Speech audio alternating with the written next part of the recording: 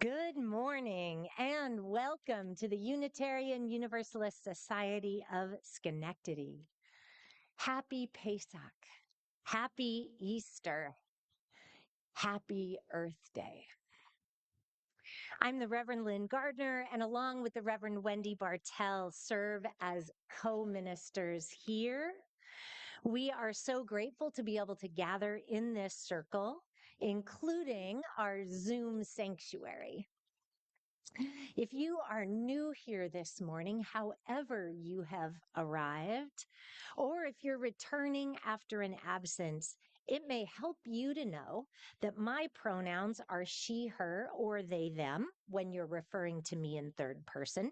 And when we refer to Reverend Wendy, we use Wendy's name as he, she, or they are not as good a fit for Wendy's gender fabulous identity as Wendy. Sometimes when we get to this part of the service, we invite people to close your eyes for the prayer or the meditation. But this morning, we are inviting you to open up all of your senses to receive the gift that are and is the wise words and the powerful poetry of Amanda Gorman and the soundscape created by Pond 5. The video that we will watch was part of a climate justice project called 24 Hours of Reality, and it was created in 2018. Lynn had the bright idea to contact Amanda Gorman and ask for permission to share it with the congregation, and she gave us permission to share the video anytime.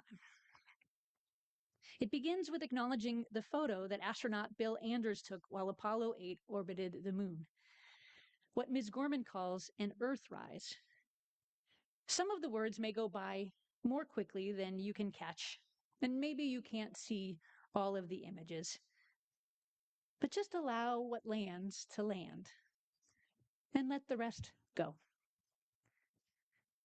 And maybe more importantly, notice what you feel as you experience the sounds and visions, as you experience this meditation, leaning in rather than checking out. Maybe letting the feelings arise and allowing yourself to notice them, maybe even feel them. When the video is done, we'll sit in some shared quiet after the video. And then Maria will invite us to continue the service with some music. For now, Amanda Gorman.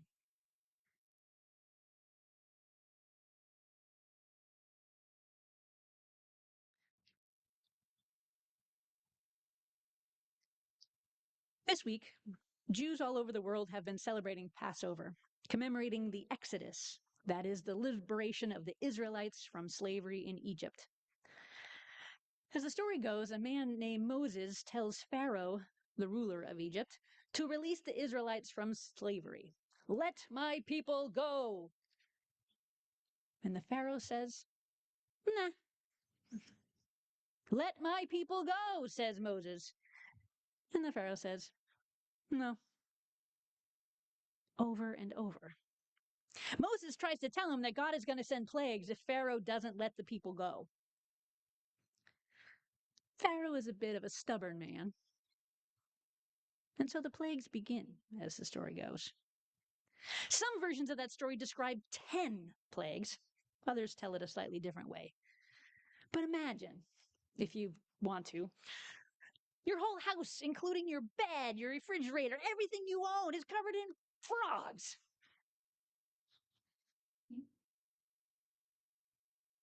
And you still don't say yes. You just keep saying no. The frogs are everywhere. And then locusts. Still Pharaoh says no.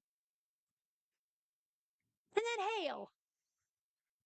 And then painful boils. And then 3 days of total darkness. And so many more things come. And then they come. And they come. And each time Pharaoh is told to let the Israelites go or else. But Pharaoh wasn't willing to change. He wasn't yet willing to treat Moses and his people fairly.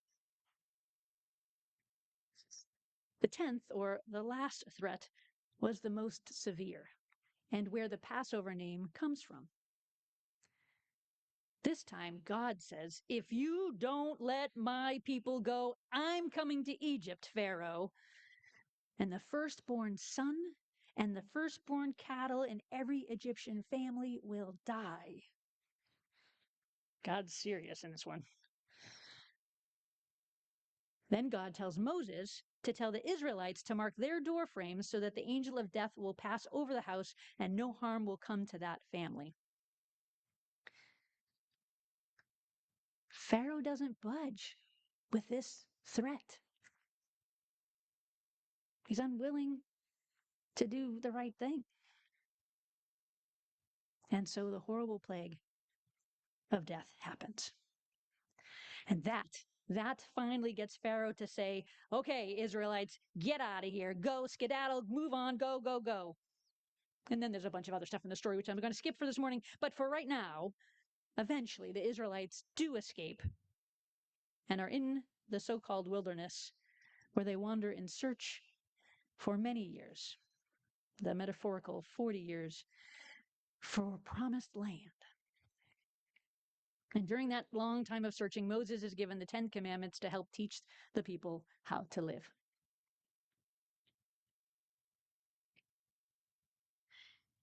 And if we fast forward 1400 years or so,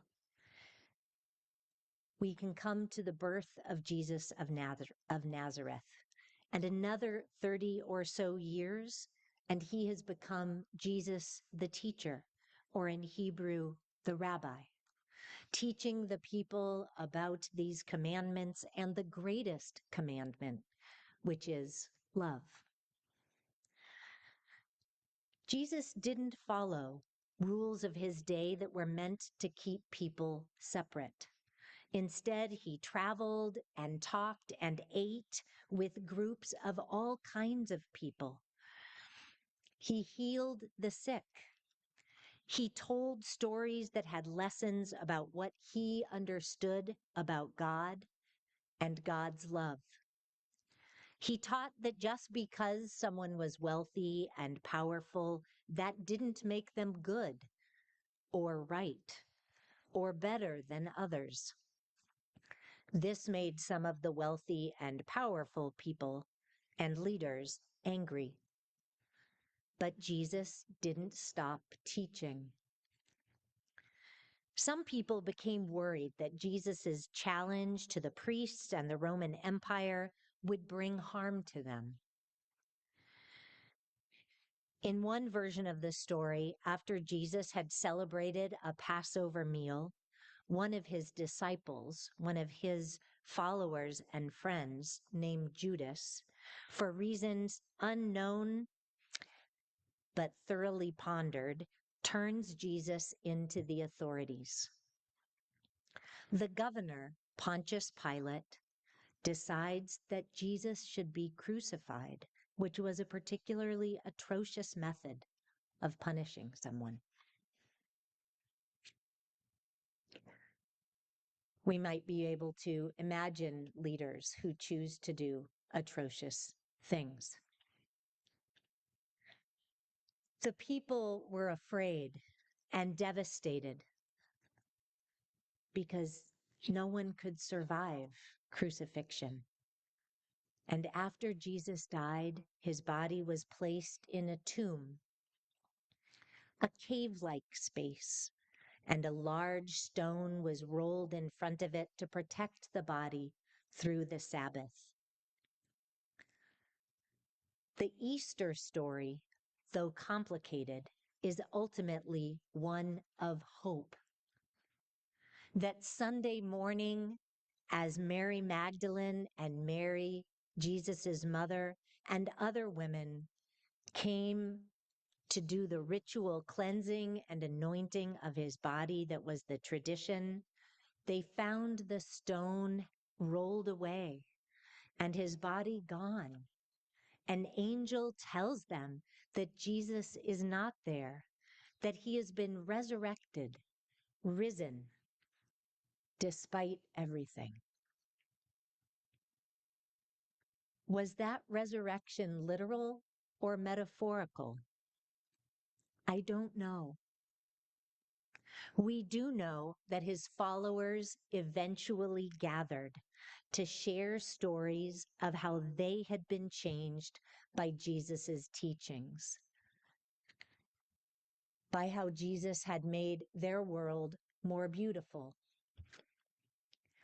In the most progressive scriptural interpretations, Easter morning proclaims that violence and fear will not have the last word, that love and faith will rise again and again in the hearts and the actions of the people.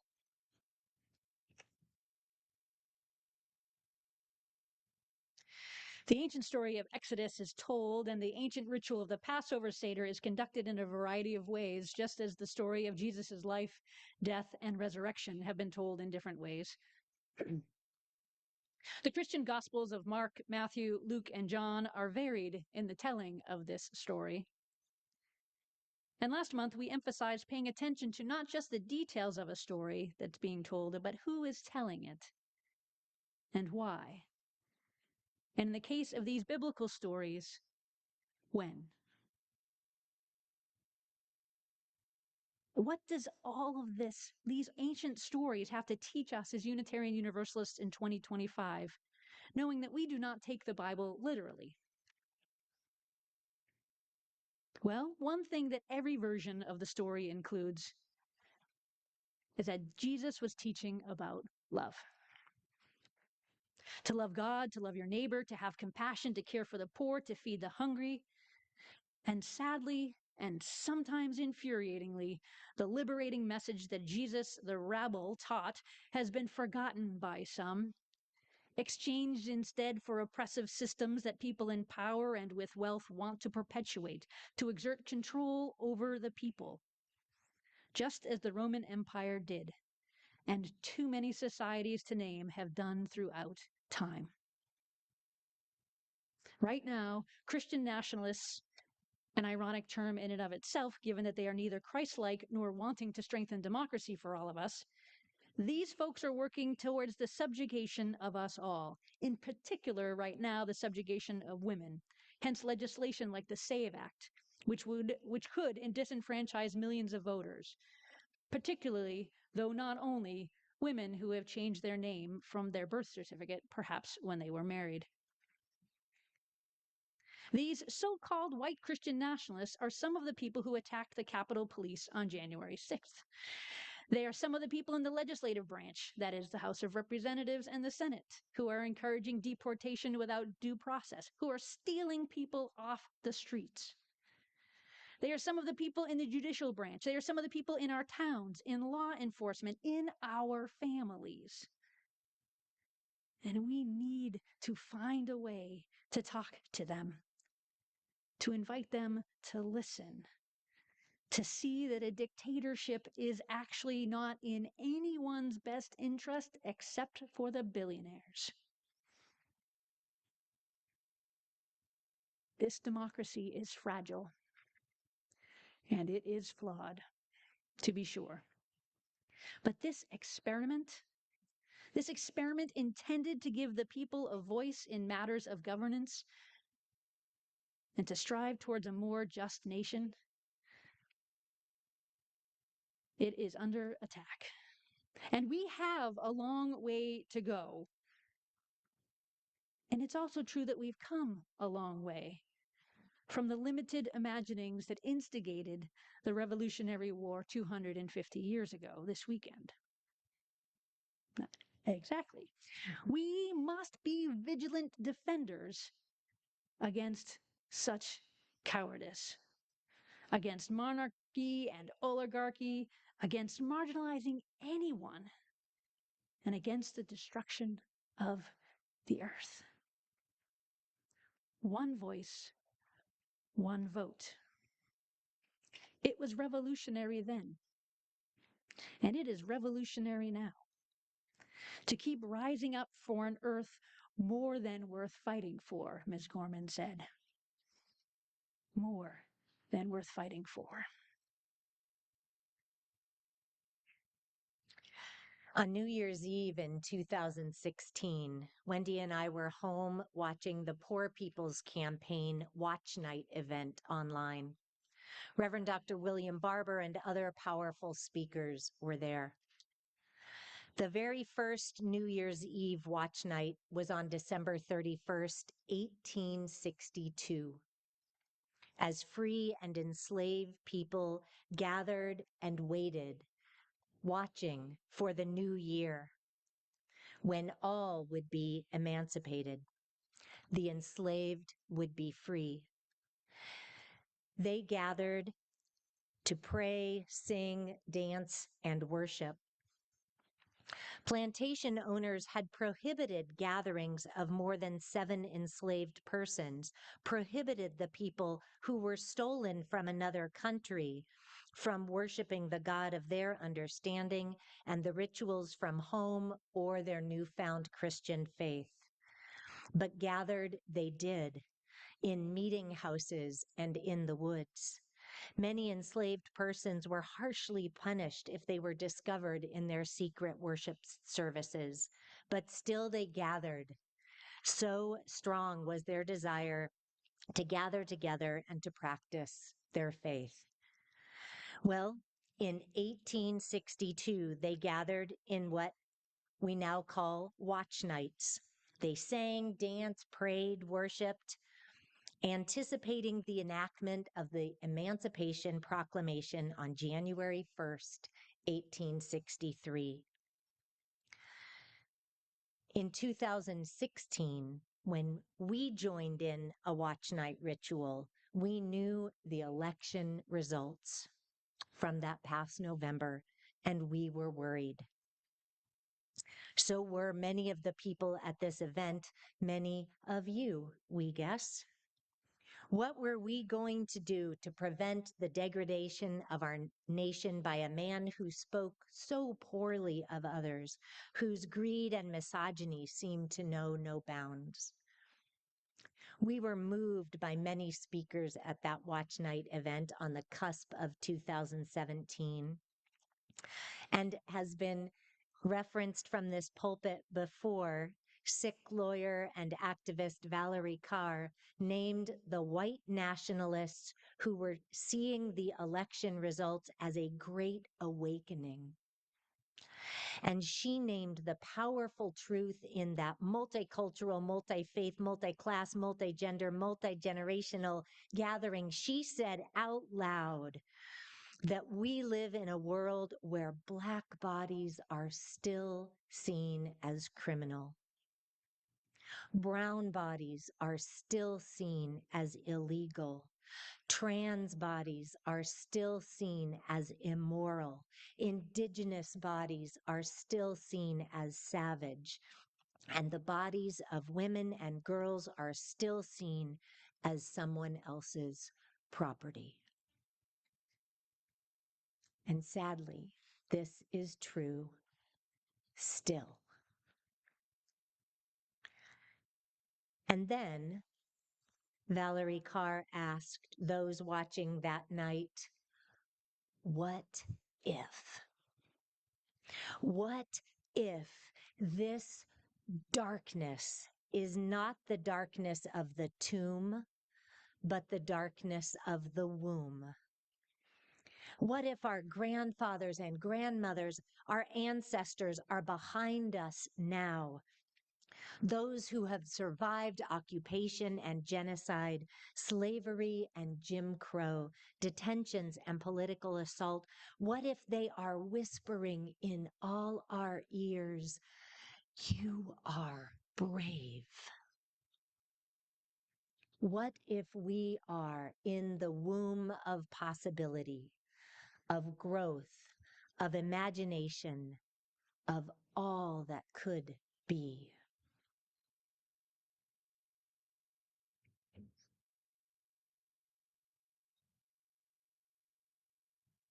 Whether this time is the tomb or womb, we need to be brave, to use our imagination.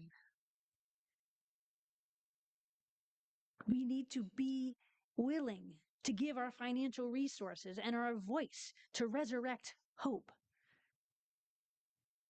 kindness, justice, and due process, to protect one another and the earth, to rise despite everything. Long ago on that Thursday, Jesus had a Passover meal with his disciples. On Friday, Jesus was hung on a cross to make an example to others. Do not dare challenge the powers that be. He was laid in the tomb, a stone rolled in front as the Friday evening Sabbath began. Many of his followers were afraid and, of course, devastated. Some fled, some tried to blend in. Where are we in this story?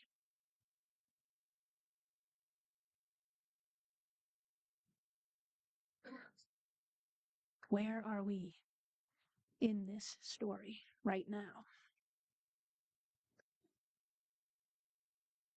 A couple of weekends ago, we attended a UU theological convocation called Spark, and our colleague, Chaplain Keith Goheen, said, "Our values are being crucified."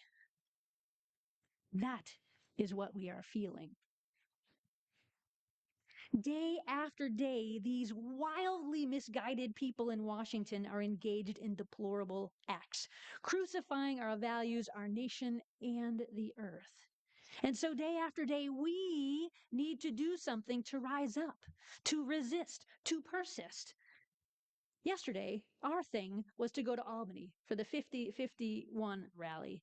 50 protests, 50 states, one movement. There were speakers, chants, signs, dogs, kids, grandparents, people of every age, really. We saw a few of you there from a distance. There were people who were calling out the travesty of this current regime, praising Canada, and anyone else who is actively resisting this growing authoritarianism. Some of the signs were hilarious, some more foreboding.